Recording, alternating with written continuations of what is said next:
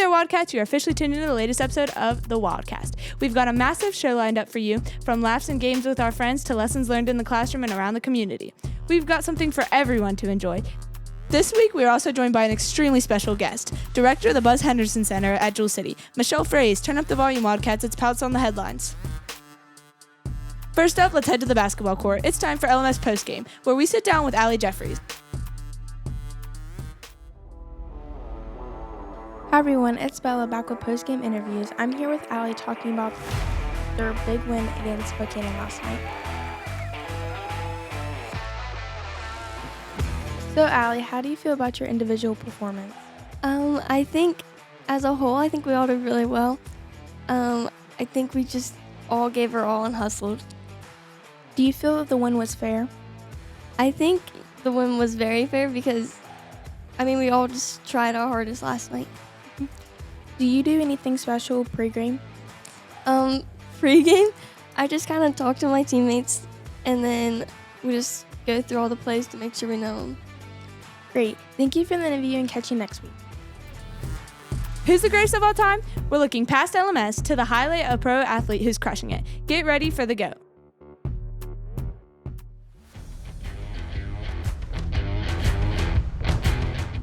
All right, team. Today's topic is the ultimate NFL debate. Who's the GOAT of American football? Let's hear some names. At the top of almost every list is Tom Brady. 7 Super Bowl wins, 5 Super Bowl MVPs, and tons of career postseason records. Most analysts call him the greatest player in NFL history, largely because of those accomplishments. You can't really argue with the rings, but some older fans would put guys like Joe Montana up there too. For 4 Super Bowls, and he was spotless in them. You remember that 11 touchdown to 0 interception Super Bowl stat? Definitely a legend. Who else gets mentioned? Jerry Rice often comes up as the greatest wide receiver ever. He's the all-time leader in receptions, receiving yards, and receiving touchdowns, and many lists put him just behind Brady overall. And on defense, Lawrence Taylor is often named the best defensive player of all time. He totally changed how offenses game planned against linebackers. So for ranking all-time players, what does that look like? Well, here's a solid consensus from experts in rankings. At number 1, Tom Brady, the GOAT for many because of longevity and championship success. Number 2 being Jerry Rice, who was the all-time greatest wide receiver and one of the greatest players ever. And number 3 being Jim Brown, a dominant running back whose peak was legendary.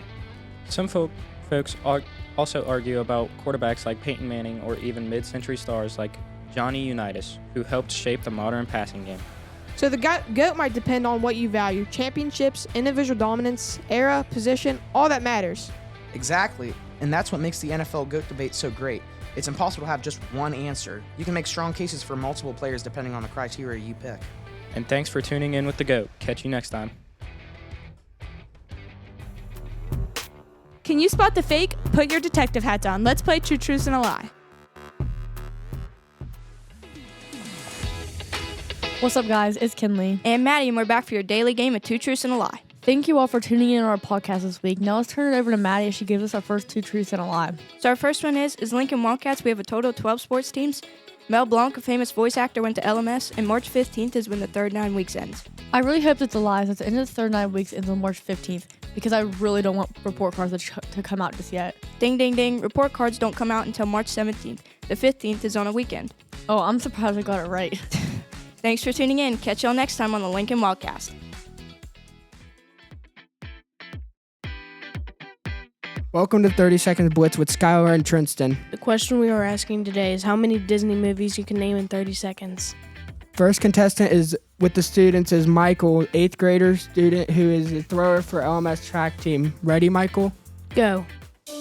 Okay, there is The Lion King, there's a live action one, there's Moana, the live action Moana, there is, does it include Pixar? Let's see. Well, I know there's a couple Star Wars ones. There's Star Wars, Return of the Jedi, A New Hope,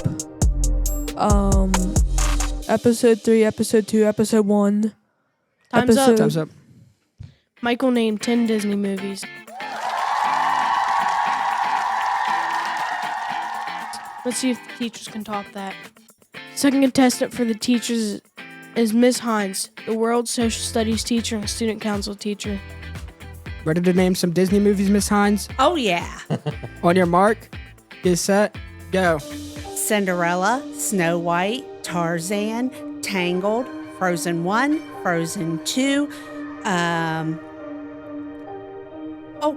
Dumbo, Bambi, 101 Dalmatians, 101 Dalmatians 2, Toy Story 1, 2, 3, and 4, Wall-E, Up, Pirates of the Caribbean 1, 2, 3, and 4. Does that count? Time's up. Miss Hines named 24 Disney movies Congrats to our winner this week. with the teachers, Miss Hines. We're traveling back in time, way back. We've got a special guest, Mr. Eric Miker, for When I Was Your Age interview. Let's see what life was actually harder in the olden days.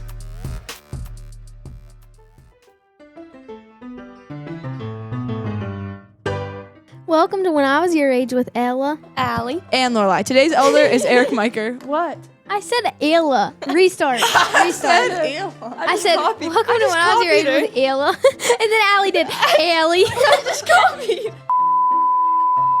Welcome to When I Was Your Age with Ella. Allie. And Lorelai. Today's elder is Eric Miker. Okay, when you were in middle school, what was your I thought I was cool moment, but looking back, you absolutely were not? I had a lot of those moments when I was in middle school. When I got my first pair of Airwalks and I rolled into school and I realized, Airwalks? yeah, but I realized everyone else that had them could actually skateboard. And now I just had a pair of shoes with a carrot on them for no reason because I couldn't skateboard. If middle school you could see kids today with their phones, slang, and fashion, what would confuse you the most, and what would you want for yourself? I think I would be a little more confused if I didn't have 3 kids and hear it from all different levels. But like if you just heard a kid randomly saying numbers like 6, 7 or whatever, you wonder what that is. But I also understand that I said a lot of things that didn't make sense at the same time. So I And get there's it. nothing you'd want to steal for yourself? I think I sometimes do now without even noticing it. Like I'll say it like 2 months after you guys say it. So if I'm like, that's fire, you'd be like, yeah, Dad, that was like when we were in 4th grade we said that. And I'm like, well, it is fire. It is fire. Okay, what was the most embarrassing thing that happened to you while you were trying to impress someone when you were younger? Be honest, we can tell when people. So I grew up across the field from Big Elm. And if there were people over there and I was bored, I would ride my bike over there. Well, I got a dirt bike, so now I'm really cool. So I sped across the field, you know, like in my mind, I'm this guy on this movie or whatever. And the cheerleaders, the Spartan cheerleaders are practicing. So I try to slide my back tire in there and throw gravel and dirt everywhere, which I did. But also the bike went towards them. And like the coach was like, look out. And also my face went towards them. And the coach now, Candy, she came over, and of course she was like a year older than me. And she was like, your knees are busted. We need to get you help. And I was like, I'm fine. I do this all the time. And then I cried the whole entire way home. Probably more my pride than my knees, but. That's the worst. That's the worst. That's the worst. I told them yesterday when you were like, it's your pride, it's your ego. Yeah, I learned that one the hard way multiple times. It's true. It's true. Okay, what is your like favorite slang word from nowadays, and then compared to what your favorite one that you used the most was when you were our age? I really don't know what my favorite, like I don't have one that's like sticks out to me as my favorite. The one that we said that made no sense, the way I can understand you guys, is we would just look at each other and go, your mom. Like, what does that even mean? I don't know. Do you have any ones now that you really like that you're confused about or anything? I'm probably confused about most of them, but I think I understand them in my old man kind of way. Which one do you think Lorelai, River, and Bear say the most? They went through the course the 6-7 phase. You went through the 6-7 phase. I heard River had to sit in the hallway yesterday for saying 6-7 in math class. Yeah, he did. He came on the bus and he said, Paisley, why'd you have to sit in the hallway? And she said, that was you. And he did. Okay, well, She's done. That's this has been great. Okay. That's when I was your age. That's when I was your age. Signing off. Bye. Bye-bye. Ever wonder what's actually going on in the classroom down the hall? This week we're sitting down with Miss Hawkins as she helps answer the age-old question, so what did you do at school today?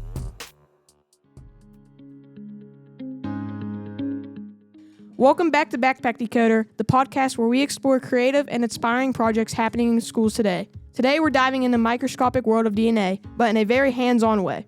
Joining us an 8th grade science teacher, Miss Hawkins, whose students are building their own DNA models. Welcome to the show, Miss Hawkins. Thank you guys for having me.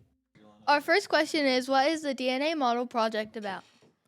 Well, the DNA model project is at the kind of end of our DNA unit. When students have learned about the structure and kind of what DNA is all about, it gives them a hands-on, kind of tangible model of what DNA actually looks like inside of every single cell. How did this project help students understand DNA better? Well, DNA, I think, is one of the most important things to learn about because it is what makes all of us who we are. I told the kids at the beginning of the unit that DNA is a lot bigger. I mean, there's a lot more DNA in our cells than you think there is. It is contained within the nucleus. But if I were to take one of your cells, all of the DNA out and stretch it, it would be about 6 feet tall, which is as tall as I am. And if I took all of the DNA out of every one of your cells, stretched it out end to end, it would go from Earth to Pluto and back. DNA is kind of like a slinky where it stretches out and then it compresses down to fit inside of your cells. So making this DNA model is a great representation of not only every individual part and nucleotide and deoxyribose and phosphate group of our DNA model, but it also shows them how we can compact it into chromosomes to fit within our cells. Okay, last question. Why is it important for students to learn about DNA? Well, I kind of mentioned earlier that the DNA is what makes you who you are. It's like the instruction manual or recipe for how to build a human or how to build an Ella or an Ethan or a Harper. It tells you what color to make your hair, what color to make your eyes. Are you right-handed? Are you left-handed? How tall are you? It tells you how to make skin cells and stomach cells and kidney cells and bones and fingernails. So I think that's what makes DNA a really cool project because it inherently affects all of us. Thank you so much for joining us and sharing about your DNA model project, Miss Hawkins. And thank you to everyone listening to our podcast. We hope you learned something new about DNA and how students are bringing science to life in the classroom. See you next time. Achievement unlocked. You've reached the gaming segment. We're pausing the grind to bring you the latest on the titles and topping the charts.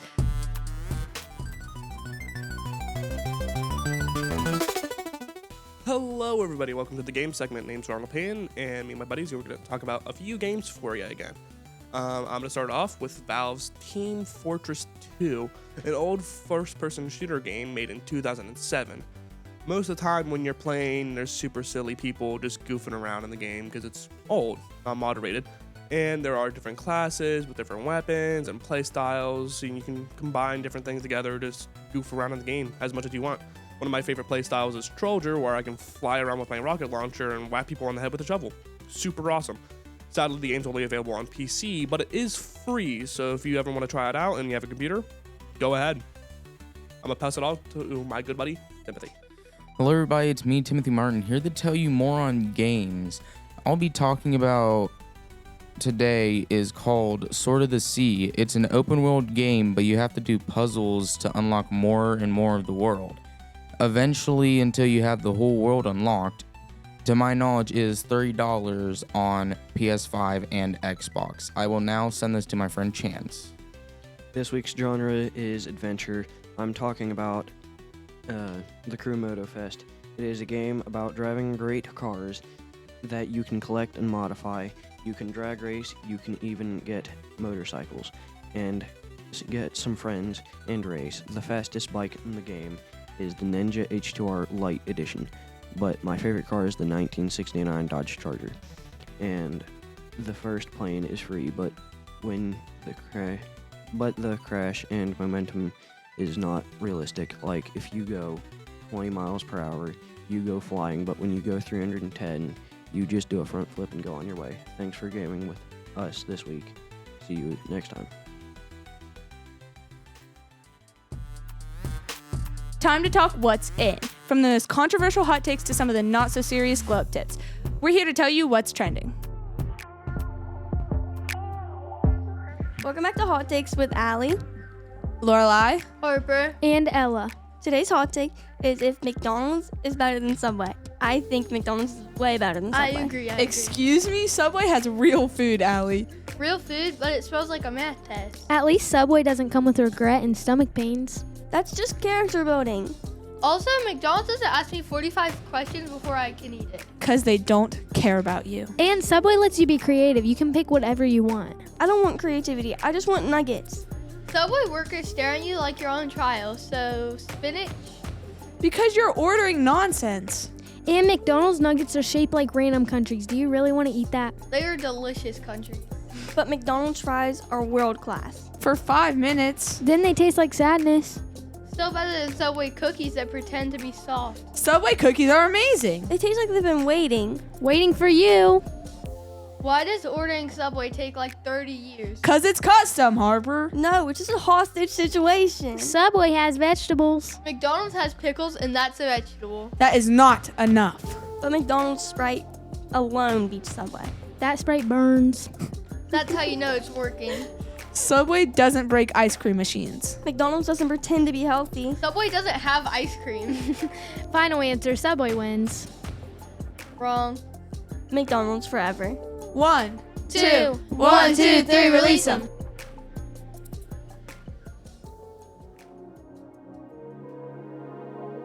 What's up, everyone? It's Tyson. And Remington. Today we're sharing the best sunglasses. First up, the Midnight Mystery. So dark you can't see anything. Perfect for avoiding your work and walking into lockers.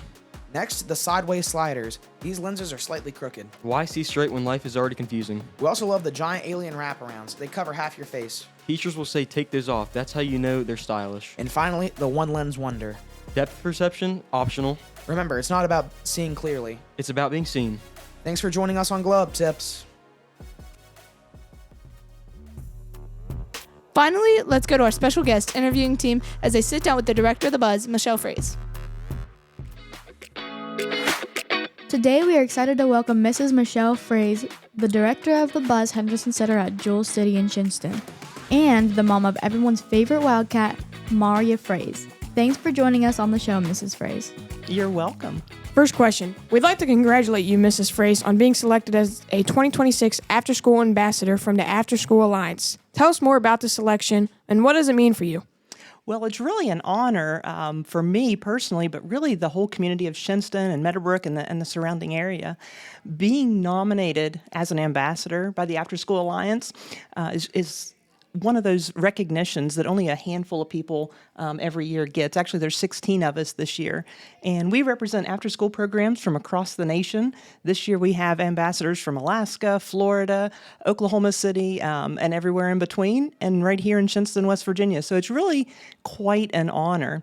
And what that does is that gives me an opportunity to take local stories from our community and spread those across the nation, including to Washington, D.C., to our policymakers, to people who are really key players in keeping after school going for students like you guys. The Buzz Henderson Center has just recently celebrated its 2nd anniversary. How would you describe the impact that the Buzz has had on you, the G.O.A.T City community, and the Shinston community? Well, the Buzz has been incredible. 2 years ago, or a little over 2 years ago, when I was appointed the director, I was given a building and a vision to work with. And then making all those moving parts come together in between, even though it was a challenge, it's been really amazing to see the community come together because, really one person can't do it on their own. So at the Buzz, which is what everybody calls it, the Buzz, at the Buzz, we see volunteers stepping up, getting involved in all sorts of programs from boxing classes to wrestling tournaments, pickleball, all the sports you could imagine. We see families coming and getting together, having birthday parties, just coming and shooting hoops. I think I see a lot of students here from Lincoln Middle School up there every day. So it's really a nice place for the community to come together and just enjoy a safe indoor space for some fun and athletic activity. Can you tell us a bit about your career to this point? We understand that you were a crisis negotiator, police sergeant, and published author before becoming the director of the Buzz. What were these careers like and how have they led you to where you are now? So yeah, it's true. If you look back over the course of the things that I've done in life, it's not been necessarily a straight path to where I'm at now, but all of those experiences have shaped who I am right now. So for example, being a crisis negotiator with the police department, one of the most important things that I took from that and that I still use today is that there's no problem. No, it doesn't matter how big, how terrible. There's no problem that we can't solve if we sit down and have a conversation about it. And that holds true today in everyday interactions. If we can sit down and have a conversation rather than just react, we can overcome any solution or any problem at all. We can come up with a solution. This is our final question. Can you give us a brief overview of the Buzz Learning Academy after-school program? Who is able to join and what is offered there? So the Buzz Learning Academy is hosted by the Buzz Henderson Center. In fact, what a lot of people don't realize is that the entire Buzz Henderson Center was built on the idea that it would fund and take care of the after-school program. So it wasn't initially a gym just to be a gym. It was a gym and community center to host the after-school program. So we take students from kindergarten all the way through 8th grade. We have transportation from Big Elm and here at Lincoln, but we also take students from other schools as long as parents can work out transportation. It doesn't matter about family ability to pay. We have people from our community who have said, hey, you know what? If it's too expensive, we're going to step up and offer a scholarship. So any student at all who wants to attend can attend. And then while we're there, one of the biggest things, one of the founding things is that we're going to provide every student a meal. Because if you're hungry, it's hard to concentrate. And so after school sometimes we've got students who are waiting a couple hours for parents to get home to provide a meal. So we cook a full meal. Today's a pizza day for us, so it's fun and exciting. Then we do all sorts of other things. We'll help you with your homework. We will do some fun games and activities. We do community service projects. And this spring, we've got a big project coming up. I don't want to give too much away, but we're going to have a kind of a community get-together after spring break, and we're going to reveal a major project that we've got students working on that, let's just say, you could take it to the road and drive it here. Thanks for joining us on the show, Mrs. Frase. We appreciate your time and hope you'll consider joining us again in the future. Thank you. Thank you for having me. If there's one last thing that I could leave you guys with, because you have a voice every single day, and amongst your peers, within your families, within your communities, farther than just what my voice could go, is use your voice, but listen first and hear people's stories, because their stories, that's who they are, that's where they come from. So your stories matter, their stories matter, and then use those to build community. Stay wild and catch you next time on the Lincoln WildCast.